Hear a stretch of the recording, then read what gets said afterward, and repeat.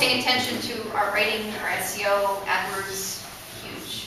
One of the big problems with Google, though, with the marketing things and products, is that big competitors can own Google.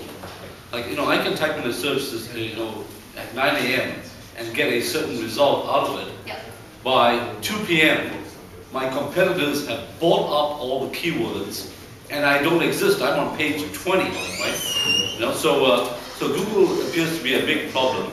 On the social media, is there a ranking site that you go to determine who's important? There's a million different tools out there, and to be honest, this is going to sound terrible, but I ignore almost all of them. But there's all kinds of third-party tools to track, the weighting of the influencers in your network and stuff like that.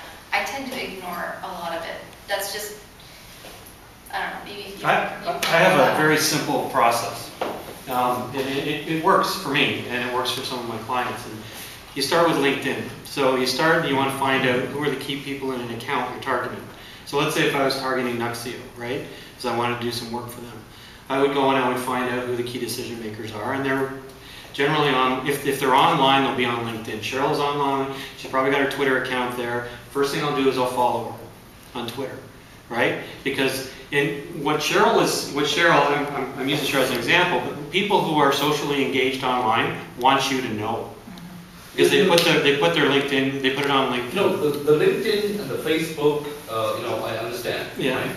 It's the question of the blogs and the people that are getting listened to, that portion of it, of what are the metrics, who are the important people behind that, who do we pay attention to, who do we want to network to, that part. So you're talking about influencers or people that you're trying to sell to? You want to, I'm sure that Cheryl connects in with people who write about you, like you wrote about, Ron Miller writes about you, right?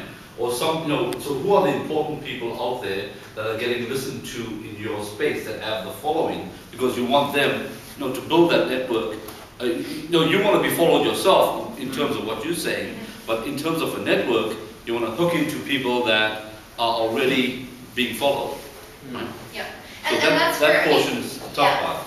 Yeah, but I think, again, my area of the tech world is pretty focused. So I just over years of reading and hearing, mostly reading, whether it's discussion forums, whether it's online publications, the same names start to come up, right? And so this is where actually this is where I see social media as kind of hand-to-hand combat of online marketing. Because if there's particular influencers that you want to get to, you need to get to them one-on-one. Right? They're not going to respond to email blasts. You're not going to respond to any kind of mass communication. You need to get their attention with something that they really are passionate about, whether it's something controversial or whether it's a product or a strategy. So my personal win in this space, there was a very influential ECM blogger, tended to write mostly about one of the other big vendors. This is when I was still at OpenText. I caught his attention by using some very clever analogies, and we communicate a little bit. I explained to him why I was using this particular analogy, the candy and aspirin thing. He then used the analogy of my analogy to assess the other competitor's keynote roadmap. And to me, that was a massive win in terms of being able to influence the way he was now viewing that other company. So you will start to see the same names come up if you're reading widely and deeply in at least a niche part of your technology space. And if you start targeting by leaving thoughtful, informative comments that are not pitches, that are not just links back to your own site, but asking questions, leaving kind of thoughtful observations, you will get their attention. I mean, bloggers are, bloggers are obsessed with their hit rates, and they're obsessed with knowing who reads them. So if you're returning enough and you're leaving comments, they will always follow back to see who you are, because they're always trying to find out who's reading them, because it's all ego. Yeah. If you massage your ego, they will always respond. So true. I'll give you a good example. Nigel Dassault is the CMO of AMD, the makers of the chips who compete against Intel. I had a company I was working with. They wanted to target. They wanted to sell something to AMD. So there are ways in which you can reach Nigel, but he's a CMO of a multinational company. You can pick up the phone and say, "Hi, I'm Bob, and I want to sell you a telemarketing campaign, right? Or there are ways you can do it through social media channels. So what we decided to do was we decided to find out whether he was on social media, and if so, what he was talking about. So he was talking about leadership. He was blogging about leadership. My client was also interested in leadership. So there was something in common. So the first thing he did was he just followed Nigel. And because he was passionate about leadership, he would retweet some of the things that Nigel was saying about leadership in his 3-minute mentor programs. He does these videos. Nigel is like anybody else. If somebody says something about me, I'm going to go, who's that person? What's he all about? Why is he retweeting my stuff? So Nigel went to my client's Twitter account and followed him back and started reading his blog. So the next step was, okay, now that they're following, I can send a direct message, one-on-one message to Nigel about what? Well, ask him if you want to interview about leadership. So that's what the client did. And did he get a meeting? Yes. It's up to the client as to whether he wants to have a discussion about selling him telemarketing services at some point in time. But the lead was uncovered and the connection was met. Because that was in a land that Nigel wanted to communicate in. Yep. Right. So that's just one little anecdotal example. So.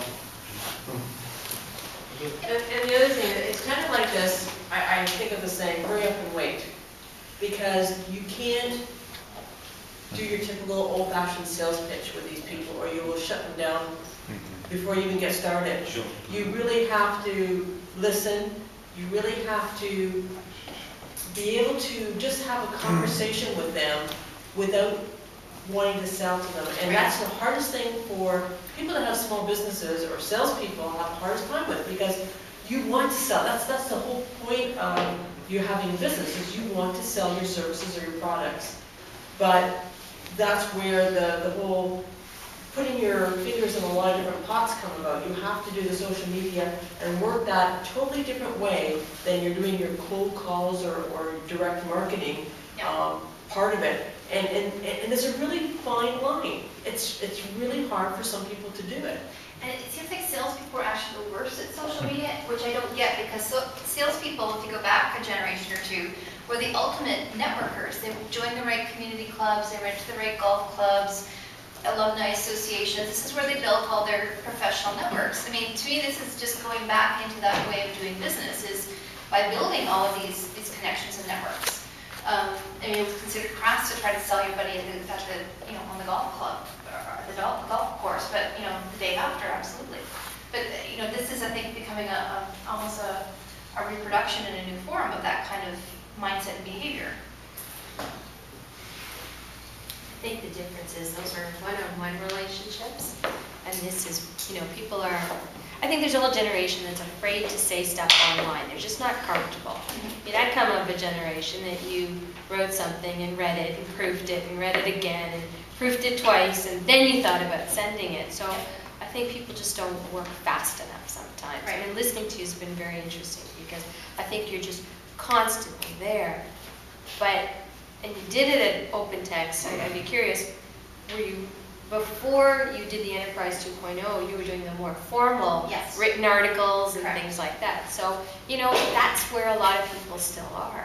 And it's not an easy thing to just... No, but one of the things that we've been But your doing, alias was good way to do it. because you can figure it out safely. Like, I wouldn't want to, use bad language or anything, in case you get uncovered and people realize, well, that's really you. But it's a good way just to test the waters and figure things out at your own pace. But one of the things, if most of you here are from the more the technical side, our CEO actually kind of condensed some of the principles of agile development methodology and did give a presentation to our marketing team on that. So that sense of constant iteration, constant improvement, we're now adopting kind of a simplified version of that in the way we approach marketing. So does the website have to be perfect to go live? No, it needs to be maybe 85%, and we'll just tune the last little bits after the launch. So that sense of constant improvement. It also helps with SEO, because you're tuning content constantly, so you're getting refreshed indexes, right? We should cut it off here. Yeah.